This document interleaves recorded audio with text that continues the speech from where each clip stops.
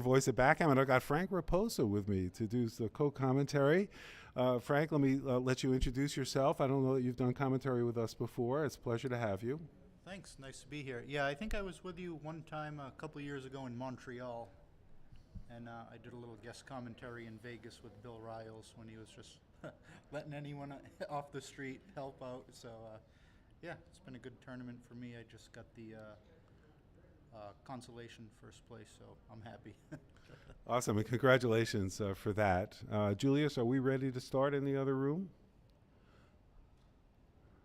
Ryan is just around the corner. He's going to come over here. Ryan is actually, we're recording now and streaming. Ryan's unable to do the XG, so we don't have XG for this match unless you're able to find someone. So now you're seeing our dirty laundry here in public.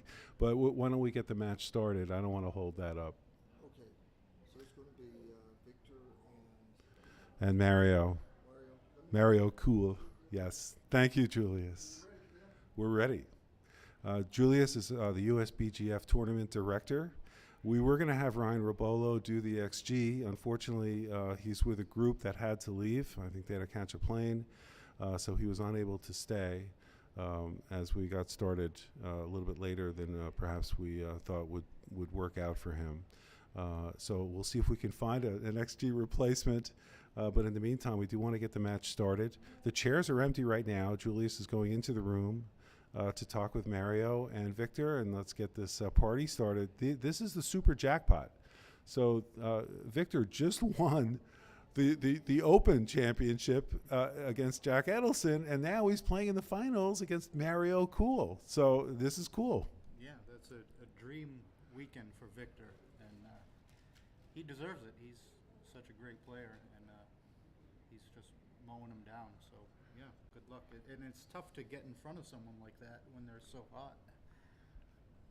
And let me give a little bit of background on Mario Cool, because a lot of U.S. players do not know him.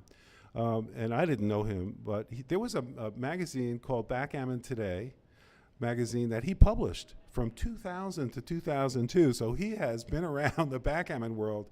He was on one of the Yeah, because I had never met him either, so I Googled his name, and I guess he was a giant in the early 2000s, either '01 or '03, so he's definitely a very good player, and he was a perfectly nice guy. He was over here with 3 or 4 of his German friends who flew in together, I guess, and they had a piece of each other's action. But I guess Oh, that's nice. Good for them. Well, they're going to do very well.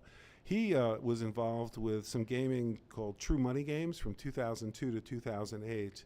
By training, he's a software engineer, and he had built a business in Germany. He lives outside of Berlin in Potsdam, doing C++ and SQL and doing custom software and database development. And he sold that company in 2012.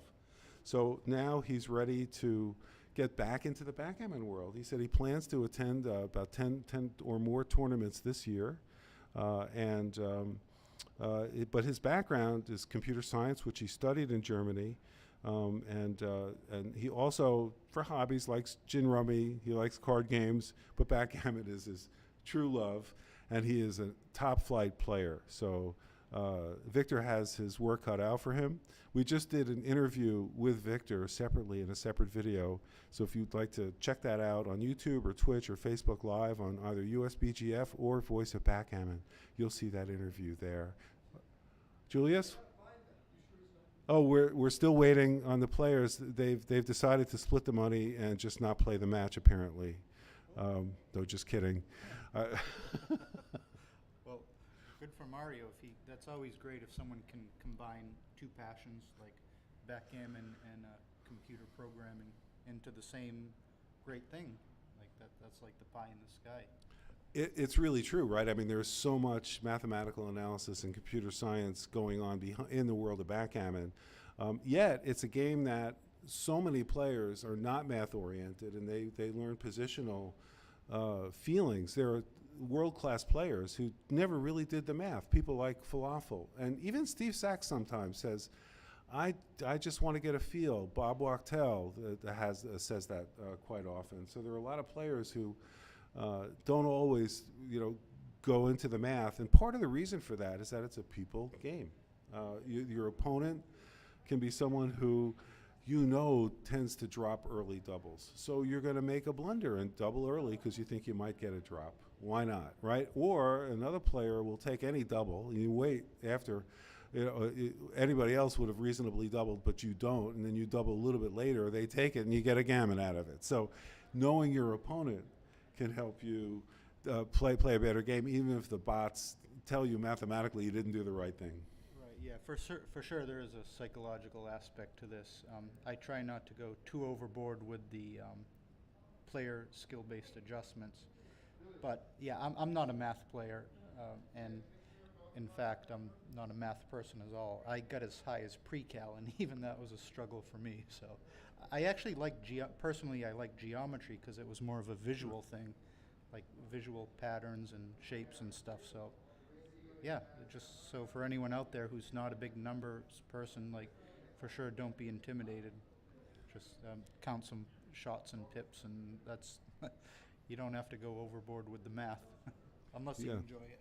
Absolutely. I'm just going to take a little break and see if Jack Edelson can help out with the XG. He may not want to, having just lost to Victor, but coming in second is not bad, and we'll see if he wants to celebrate with that. So I'll just check that out. I'll be right back. Okay.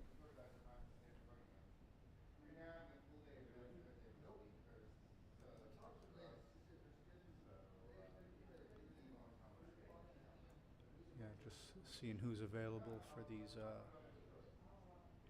for a transcription.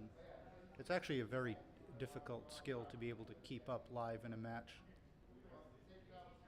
It takes me a full minute just to put in one play. Yeah, Ryan Rebello's carpool was ready to leave.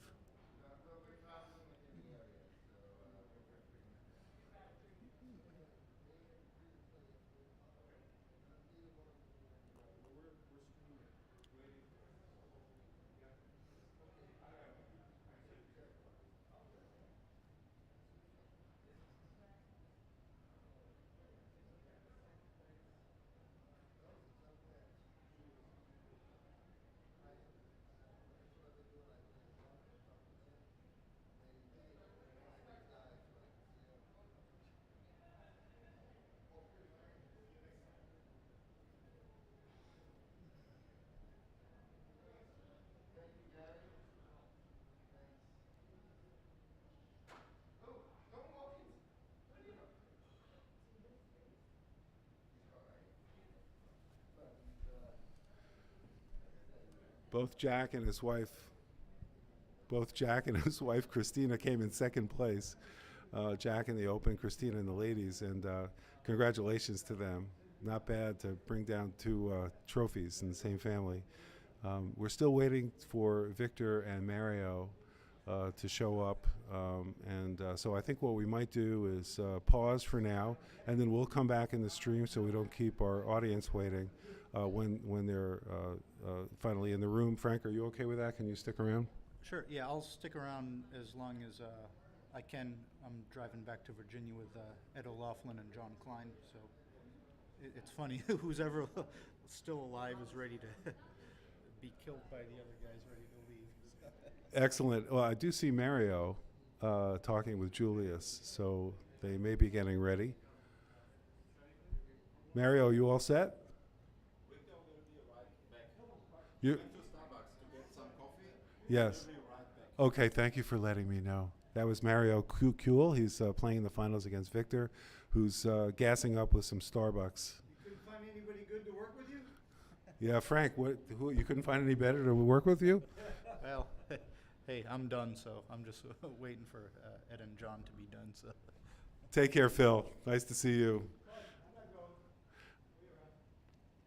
So we'll wait for Victor to get back, and then we'll resume the stream. Thanks for joining us, though. This is Larry Schiller, voice of Backgammon for the USBGF, streaming live from the New York Metro Open.